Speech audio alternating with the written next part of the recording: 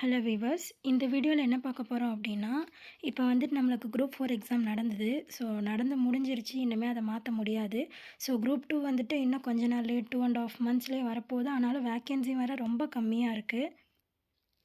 So எவ்வளோ தான் hard work பண்ணியிருந்தாலும் அவங்களும் சரி, இல்லை நீங்கள் இப்போ புதுசாக படிக்க வரீங்க அப்படின்னா நீங்களும் சரி, 2 பேருமே இப்போ ஒன்று தான். ஓகேவா? குரூப் 4 நடந்த எக்ஸாமை வச்சு தமிழை மட்டும் வச்சு சொல்கிறேன். தமிழில் இருக்க 100 கொஷின்ஸை மட்டும் வச்சு சொல்கிறேன். ஸோ தமிழ் வந்துட்டு எப்படி கேட்கறதுக்கான சான்சஸ் அதிகமாக இருக்குது, குரூப் 2ல் எப்படி கேட்கலாம், நம்ம வந்துட்டு அதுக்கேற்ற மாதிரி எப்படி படிக்கலாம் அப்படின்னு சொல்கிறேன். ஸோ இப்போ பார்க்குறீங்கல்ல, ஸோ நான் இதை வந்துட்டு எழுதியிருக்கேன். ஸோ இதில் வந்துட்டு எதெல்லாம் கஷ்டமாக இருந்தது, எதெல்லாம் மாட்ரேட்டாக இருந்தது, எதெல்லாம் ஈஸியாக இருந்தது அப்படின்னு சொல்லிட்டு நான் எழுதியிருக்கேன். ஸோ இதை வச்சு வந்துட்டு நான் ஒரு அனாலிசிஸ் கொடுத்துருக்கேன். ஸோ அது என்ன அப்படின்னு சொல்லிட்டு பார்த்தீங்கன்னா, இப்போ இங்கேருந்து பாருங்கள். ஸோ இப்போ ஃபஸ்ட்டு வந்துட்டு யூனிட் 7 பார்க்குறோம். ஓகேவா? ஸோ யூனிட் 7 பொறுத்த வரைக்கும் மொத்தம் வந்துட்டு 15 கொஷின்ஸ் வந்துட்டு கேட்குறாங்க. அந்த 15 கொஷின்ஸுமே கன்ஃபார்ம் வந்துட்டு நம்மளுக்கு புக்கிலேருந்து தான் கேட்குறாங்க. ஓகேவா? கேட்டிருக்காங்க இப்போது. ஸோ எப்படி கேட்டிருக்காங்க அப்படின்னா, திருக்குறள் வந்துட்டு ஒரு 5 அப்படின்னு, அதுக்கப்புறம் பேலன்ஸ் இருக்காங்கல்ல, அவங்க எல்லாத்தையும் இந்த ஏலாதி, திருக்கடுகம், அப்புறம் வந்துட்டு டி.கே. சிதம்பரனார், அறிஞர் அண்ணா, அப்புறம் வந்துட்டு அந்த மாதிரிலாம் இருக்காங்கல்ல, ஸோ அவங்களெல்லாம் வந்துட்டு ஒரு 10 கொஷினில் வந்து கேட்குறாங்க. ஓகேவா? ஸோ இது எல்லாமே வந்துட்டு ரொம்ப ஈஸியாக தான் இருக்குது, கஷ்டமாக இருக்குது அப்படின்னு சொல்லிட்டு சொல்கிற அளவுக்குலாம் இல்லை. ஸோ நீங்கள் அதெல்லாம் படிச்சிங்க, ஒரு கிளான்ஸ் சும்மா படித்தோம் அப்படின்னாலே கண்டிப்பாக நம்மளால் இந்த 15 மார்க் வாங்க முடியும். ஸோ நெக்ஸ்ட்டு வந்துட்டு எளிய மொழிபெயர்ப்பு யூனிட் 6ல் இருக்குல்ல, அந்த எளிய மொழிபெயர்ப்பு வந்துட்டு புக் பேக்லேருந்து ஒரு 5 கொஷின் ஈஸியாக கேட்டிருக்காங்க. எனக்கு தெரிஞ்சு அதுதான் அந்த எளிய மொழிபெயர்ப்புக்கான இதுவாக இருக்கணும். ஸோ அந்த 5மே வந்துட்டு இங்கிலீஷ் ட்ரான்ஸ்லேஷன் தான். ஓகேவா? ஸோ அது 5மே வந்துட்டு புக்லேருந்து ஒரு 5 கேட்டிருந்தாங்க. ஸோ அதுதான் வந்துட்டு இதுவாக இருக்கணும். ஸோ அடுத்தது வந்துட்டு இப்போ யூனிட் 6, 7 இது 2த்துலேயுமே வந்துட்டு 15 + 5 ஸோ 20 மார்க்குமே வந்துட்டு எங்கேருந்து கேட்குறாங்க, புக்லேருந்து தான் கேட்க போகிறாங்க. ஓகேவா? ஸோ நெக்ஸ்ட் ஒன் பாருங்கள், யூனிட் 5. ஸோ யூனிட் 5ல் வந்துட்டு அந்த வாசித்தல் புரிந்து கொள்ளும் திறன், இந்த வ.உ.சி.யில் வந்துட்டு ஒரு 3 கொஷினு, அப்புறம் இந்த குற்றால மலைன்னு சொல்லிட்டு ஒரு பேராகிராஃப் கொடுத்துருந்தாங்க. அப்புறம் 10ங்கிற நம்பர் ஆன்சர் போட்டிருந்தோம்ல. ஸோ அந்த வாசித்தல் புரிந்து கொள்ளுதல் வந்துட்டு எப்படி இருந்தாலுமே பேராகிராஃப் பார்த்து தான் எழுத போகிறோம். ஸோ அதனால் வந்துட்டு நம்மளுக்கு அது ஈஸியாக தான் இருக்கும். ஸோ அதில் வந்துட்டு ஒரு 5 மார்க். ஓகேவா? ஸோ இப்போ 20 மார்க் கையில் இருக்குது. இதுலேயே தான் வந்துட்டு இந்த யூனிட் 5ல் தான் வந்துட்டு என்னெல்லாம் இருக்குது, உவமை தொடரை பொருளறிந்து விளக்குக, அப்புறம் மரபு தொடரின் பொருளறிக, அப்புறம் பழமொழியின் பொருளறிதல், இதெல்லாம் இருக்குது. ஸோ இது இப்போ வந்துட்டு எத்தனை கேட்டிருக்காங்க அப்படின்னா, இதில் 3, இதில் 3, இதில் 4ன்னு கேட்டிருக்காங்க. ஸோ இந்த 10மே எப்படி இருக்குது அப்படின்னா கொஞ்சம் கஷ்டமாக தான் இருக்குது, ஈஸியாலாம் எதுவுமே இல்லை. ஸோ இது 3யும் வந்துட்டு நம்ம புக்கில் படித்தாலும் ஒன்று தான், இல்லை அவுட் சோர்ஸ் நீங்கள் எடுத்து படிச்சிங்க அப்படின்னாலும் உங்களுக்கு வந்துட்டு கொஞ்சம் ஈஸியாக இருக்கும். ஓகேவா? ஸோ எதுக்கு படிக்க சொல்கிறேன் அப்படின்னா, நம்ம ஒரு 10 கொஷின் படித்தோம் அப்படின்னா அதை வச்சு நம்மளுக்கு ஓகே இப்படி இருந்தால் இப்படி தான் ஆன்சர் இருக்கும் அப்படின்னு நம்மளாவே இமேஜின் பண்ணி எழுதலாம். ஸோ இந்த 10 கொஷினை பொறுத்த வரைக்கும் எக்ஸாம் ஹாலில் நீங்கள் என்ன முயற்சி பண்ணி எழுதுறீங்களோ அதுதான் வந்துட்டு இந்த 10 மார்க்லேருந்து உங்களுக்கு கிடைக்க போகிற மார்க்கு.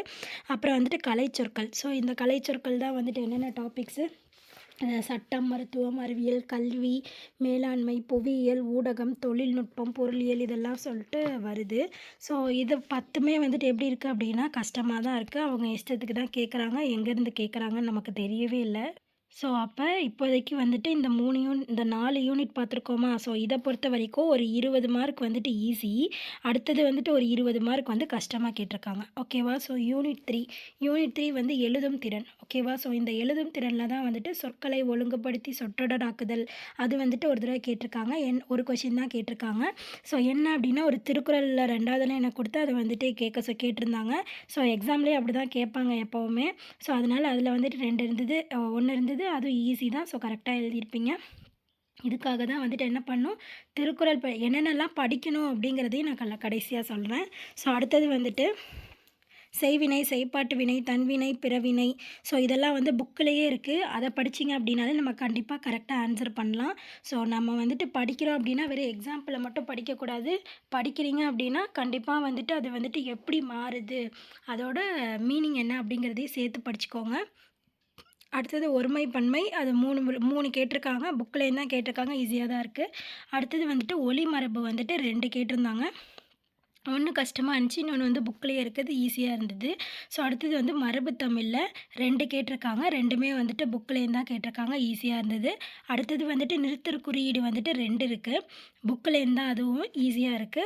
நிறுத்தற் குறியீடு அப்டின்னா, அந்த அரை புள்ளி இருந்ததுல்ல, 3/4 புள்ளி அதெல்லாம் வந்துட்டு புக்லயே இருக்கு. ஸோ அது வந்துட்டு ஒரு 4ஓ 5ஓ தான் இருக்கும். ஸோ அத நீங்க படிச்சுக்கிட்டீங்க அப்டின்னாலே போதும். ஸோ ஓவராலா யூனிட் 3ய பொறுத்தவரைக்கும் 15மே வந்துட்டு ஈஸி தான். ஓகேவா? ஸோ ஹார்ட் அப்படிங்கிறது நம்ம எடுத்துக்கிறதுல தான் இருக்கு. ஒளிமரபில மட்டும் ஒண்ணே ஒண்ணு வந்துட்டு ஹார்டா கேட்டிருந்தாங்க. ஒண்ணு வந்துட்டு ஈஸியா கேட்டிருந்தாங்க. ஸோ அதனால வந்துட்டு 15க்கு 15 அப்படின்னு சொல்லிட்டு வச்சுக்கலாம். ஓகேவா? ஸோ 20 + 15 35 கொஸ்டின்ஸ் வந்துட்டு இப்ப ஈஸியா இருக்கு. நெக்ஸ்ட்டு வந்து யூனிட் 2 சொல்லகராதி. சொல்லகராதியிலேருந்து எதிர்ச்சொல் கேட்டிருந்தாங்க. திருக்குறள்லேருந்து தான் 2மே திருக்குறள கொடுத்து அதில வந்துட்டு எதில எதிர்ச்சொல்லா இருக்கு அப்படின்னு சொல்லிட்டு கேட்டிருக்காங்க. ஸோ ஒரு கொஷின் மாடரேட்டா இருந்தது. ஒரு கொஷின் ஈஸியா இருந்தது. எதிர்ச்சொல்ல பொறுத்தவரைக்கும். ஸோ நெக்ஸ்ட்டு வந்துட்டு ஓரெழுத்து ஒரு மொழியில வந்துட்டு ஒண்ணு வந்துட்டு அவுட் புக்லேருந்து வந்தது. ஒண்ணு வந்துட்டு புக்லேருந்து வந்தது. ஸோ அகரவரிசை பொறுத்தவரைக்கும் அகரவரிசை நம்மளுக்கு தெரியும். ஈஸியாவே எழுதிருவோம். இருபொருள் அதுவும் புக்லேருந்து தான் வந்தது. ஒண்ணே ஒண்ணு தான் வந்தது. ஈஸியா இருந்தது.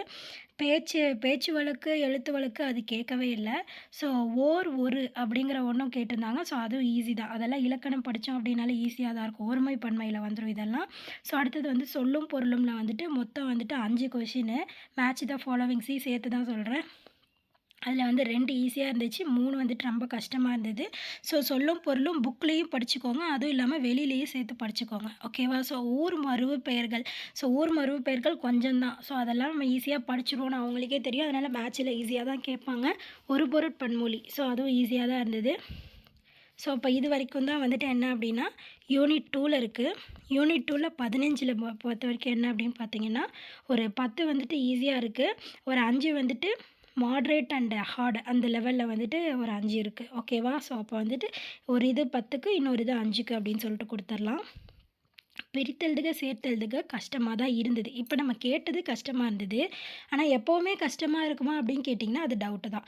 ஏன் அப்படின்னா, நம்ம புணர்ச்சி விதிகள் படிச்சோம் அப்படின்னா, நம்மளுக்கு வந்துட்டு பிரித்தெழுதுக, சேர்த்தெழுதுகள வந்துட்டு ஈஸியா இருக்கும். ஓகேவா? ஸோ புணர்ச்சி படிச்சுக்கோங்க. சந்திப்பிழைக்கெல்லாம் வந்துட்டு என்ன அப்படின்னா, வல்லினம் மிகும் இடம், மிகா இடம்லாம் இருக்குல்ல. ஸோ அதெல்லாம் படிச்சு வச்சுக்கோங்க கண்டிப்பா. குறில் நெடில் வேறுபாடு. ஸோ குறில் நெடில் வேறுபாடு கஷ்டமா தான் கேட்பாங்க அப்படின்னு நினச்சிக்காட்டி படிக்காம இருந்துறாதீங்க. ஸோ புக்கில் இருக்கிறது எல்லா குறில் நெடில் வேறுபாடையும் படித்து வச்சுக்கோங்க. லகர, நகரம், ரகரம். ஸோ இப்போ நம்ம வந்துட்டு ஒழுங்கா புக்கில் இருக்கிறதுல சொற்பொருளில் இருக்கிற எல்லாத்தையுமே நல்லா படிச்சிருந்தோம் அப்படின்னா, இந்த காணம், காணம் அது இருந்ததில்ல. ஸோ அதெல்லாம் வந்துட்டு நம்ம ஈஸியாவே போட்டுருக்கலாம். ஆனா நம்ம படிக்கலங்கிறதுனால தான் அதெல்லாம் நம்மளுக்கு ரொம்ப கஷ்டமா இருந்தது. எனக்கு கஷ்டமா இருந்துச்சு. நான் அது படிக்கலங்கிறதுனால. ஸோ இந்த களி அதெல்லாமே ஈஸி தான். ஆனால் நம்மளுக்கு வந்து அது ஒரு மாரி அப்பங்க வந்துட்டு கொஞ்சம் குழப்பிருது. ஓகேவா? ஸோ எனக்கு குழப்புன்ட்டு. ஸோ அதனால வந்துட்டு என்ன பொறுத்தவரைக்கும் அது ஹார்டா இருந்தது. ஸோ அடுத்தது சுட்டெழுத்துக்கள், இன எழுத்துக்கள் இது எல்லாமே ஈஸி தான். வினா எழுத்துக்கள், அப்புறம் வந்துட்டு வேர்ச்சொல் கேட்டிருந்தாங்க. ஒரு 5 வந்துட்டு மாடரேட்டா இருந்தது. 2 வந்துட்டு ஈஸியா இருந்தது. ஸோ வேர்ச்சொல்ல பொறுத்தவரைக்கும் புக்கில் இருக்கிறத கான்செப்ட்ட நல்லா புரிஞ்சுக்கிட்டீங்க அப்படின்னாலும் நம்ம ஈஸியாக எழுதிடலாம். ஸோ யூனிட் 1 பொறுத்தவரைக்கும் இலக்கணத்தோட கான்செப்ட் புரிஞ்சுது அப்படின்னா, உங்களால் 25க்கு 20க்கு மேலே போட முடியும் கண்டிப்பா. கான்செப்ட் புரியாம இருந்தீங்க அப்படின்னா, கண்டிப்பா 25க்கு 10 தான் போட முடியும். ஓகேவா? ஸோ இப்போ குரூப் 4 பொறுத்தவரைக்கும் ஒரு 60 வந்துட்டு ஈஸி. ஓகேவா? அந்த 40 வந்துட்டு கொஞ்சம் லக்கு வேணும். அப்புறம் வந்துட்டு நம்ம படிச்சத வச்சு ஏதோ ஒண்ணு அந்த நேரத்துக்கு வந்து பொறுமையா இருந்து யோசிச்சு எழுதணும் அப்படின்னா, அந்த 40ல வந்துட்டு மார்க் கிடைக்கும். ஓகேவா? ஸோ 60% கண்டிப்பா உங்களால படிச்சீங்க அப்படின்னா, கண்டிப்பா உங்களால மார்க் வாங்க முடியும். 60%. ஸோ இதில எதெல்லாம் நம்ம படிக்கணும் அப்படின்னு பார்த்தோம்னா, யூனிட் 7ல குடுத்துருக்காங்கல்ல, அறநூல்கள், அதுக்கப்புறம் வந்துட்டு தமிழின் தொன்மை, அப்புறம் தமிழ் சான்றோர்கள், உவேசா, பாவாணர், அப்புறம் பெருஞ்சித்திரனார், ஜி.யு. போப்பு, வீரமாமுனிவர் இவங்க எல்லாத்தையும் படித்தோம் அப்படின்னா தான் நம்மளுக்கு ஒரு 10, 15 மார்க் கண்டிப்பாக கிடைக்கும். ஸோ படிக்காம விட்றாதீங்க. ஏன் படிக்காம விட்றாதீங்கன்னு சொல்கிறேன்னா, நம்ம வாங்க போகிறதே அவங்கள வச்சு மட்டும்தான் வாங்க முடியும். மற்றபடி மரபுத்தொடர், ஓமைத்தொடர், பழமொழி பொருளர் இதெல்லாம் ரொம்ப கஷ்டமாக இருக்கும். அதுலேருந்துலாம் நம்மளால் மார்க்கே வாங்க முடியாது. ஃப்ளுக்லேயே அடிக்கிறதுக்கு அடித்தாலும் நம்மளுக்கு தப்பு தான் வரும். நம்மக்கிட்டலாம் லக்கு கொஞ்சம் ரொம்ப கம்மி தான். ஸோ அதனால் புக்கில் இருக்கிறத நல்லா படித்து வச்சுக்கோங்க. ஓகேவா? ஸோ அதுக்கப்புறம் வந்து புக் பேக்கில் இருக்கிற அந்த கலைச்சொற்கள் எல்லாம் படிச்சுக்கோங்க. 5 மார்க்லேருந்து கிட்டத்தட்ட ஒரு 6, 7 மார்க் கிட்ட வரைக்கும் அதை வச்சு வாங்கலாம். 5 மார்க் வந்து கொஸ்டின் பேப்பர பார்த்தே நம்மளால ஈஸியா வாங்கிற முடியும். அந்த வாசித்தல் திறனால. அப்புறம் வந்துட்டு ஊமை தொடர், மரபுத் தொடர், பழமொழி பொருளறிதல் இதெல்லாம் வந்துட்டு நீங்க அ எங்கெல்லாம் கிடைக்குதோ, இல்ல யாராவது ஏதாவது சோர்ஸ் போட்டாங்க அப்டின்னா, அது எல்லாத்தையுமே பார்த்து வச்சுக்கோங்க. ஓகேவா? ஸோ புக்ல இருக்கிறதுன்னு இல்ல, இல்லாதத குடுத்தாலும் படிச்சுக்கோங்க. அடுத்தது இலக்கணத்தில இருக்க எல்லாத்தையும் வந்துட்டு கான்செப்ட் வைஸா நல்லா புரிஞ்சு வச்சுக்கணும். குறில், நெடில் வேறுபாடு, லகர, லகரம், நகர, நகரம் இதெல்லாம் வந்துட்டு நல்லா வந்துட்டு அ நல்லா படிச்சு வச்சுக்கணும். ஸோ, அதுலேருந்து வந்துட்டு ஒரு 4, 5 கொஸ்டின் அப்படின்னாலும், அந்த 4, 5 கொஸ்டின்னால நம்மளுக்கு மார்க் போயிடக்கூடாது. ஓகேவா? ஸோ, ஹார்டா கேட்குறது இதெல்லாம் தான் ஹார்டா கேட்குறாங்க. ஸோ, இப்போ நம்மளால முடிஞ்சுது அப்படின்னா, கண்டிப்பா எல்லாராலயும் வந்துட்டு 60 வந்துட்டு குரூப் 2ல வந்துட்டு வாங்கிரலாம். அந்த 40 வந்துட்டு நீங்க எக்ஸாம் ஹால்ல நீங்க எப்படி அந்த கொஸ்டின புரிஞ்சுக்கிறீங்களோ, அத பொறுத்து தான் வந்துட்டு உங்களால இந்த 40க்கு எவ்வளோ மார்க் வாங்க முடியும் அப்படிங்கிறது. ஸோ, இதுதான் வந்துட்டு என்னோட அனாலிசிஸ். ஸோ, இப்போ வந்துட்டு நெறைய பேர் வந்து இது பண்ணிட்டுருக்கிறதுனால டிஎன்பிஎஸ்சி கொஞ்சம் யோசிக்கிறதுக்கான வாய்ப்பு இருக்கு. ஆனாலும் இந்நேரத்துக்கு கொஸ்டின் பேப்பர்லாம் எடுத்து முடிச்சிருப்பாங்க கண்டிப்பா. சப்போஸ் எடுக்கல அப்படின்னா, கொஞ்சம் ஈஸியாக்கிறதுக்கான வாய்ப்பு இருக்கு. ஆனா ஈஸியாலாம் ஆக்குவாங்களா அப்படிங்கிறதுலாம் ரொம்ப டவுட்டு தான். ப்ரிலிம்ஸில வந்துட்டு ஓரளவு மார்க் வேணும். அந்த மார்க் குறையாம இருக்கிறதுக்கு நீங்க தமிழ்ல வந்துட்டு ஹார்ட் ஒர்க் பண்ணணும். ஸோ ஹார்ட் ஒர்க் வந்துட்டு இருக்கு. கண்டிப்பா இதில அதிகமா குடுக்கணும். ஜிஎஸ்க்கு நம்ம எவ்வளோ ஹார்ட் ஒர்க் குடுக்குறோமோ, அதே அளவுக்கு தமிழுக்கும் குடுங்க. இலக்கணத்தோட கான்செப்ட் எல்லாம் நல்லா புரிஞ்சுக்கோங்க. அதுதான் ரொம்ப இம்பார்ட்டன்ட். ஜிஎஸ்ஸ பொறுத்தவரைக்கும் கரண்ட் அஃபேர்ஸ் ரொம்ப முக்கியம். ஸோ என்னென்னலாம் ஸ்கீம்ஸ் எல்லாம் ஏதாவது வந்திருக்கு, யோஜனாலாம் வந்திருக்கு அப்படின்னா, அதெல்லாம் நல்லா பார்த்து வச்சுக்கோங்க. எந்த மாசங்கிறத கண்டிப்பா பார்த்து வச்சுக்கணும் போல. கேட்குறதே எப்படின்னா, வருஷம் கேட்டா கூட பரவாயில்ல, மாசம் எந்த மாசம், எந்த மாசம் அப்படின்னு தான் கேட்டுட்டே இருக்கானுங்க. ஸோ லாஸ்ட்டு 3 எக்ஸாமாவே அந்த மாரி தான். குரூப் 1ம் அப்படி தான் கேட்டிருந்தாங்க. ஸோ அதனால வந்துட்டு ரொம்ப கஷ்டமாயிடுச்சு. ஸோ என்னோட அடுத்த வீடியோல நான் எப்படி குரூப் 4 வந்து டைமுக்குள்ள முடிச்சேன் அப்படின்னு சொல்லிட்டு நான் உங்களுக்கு சொல்றேன். ஸோ டைம் மேனேஜ்மெண்ட் பத்தியும் சொல்றேன். Thank you.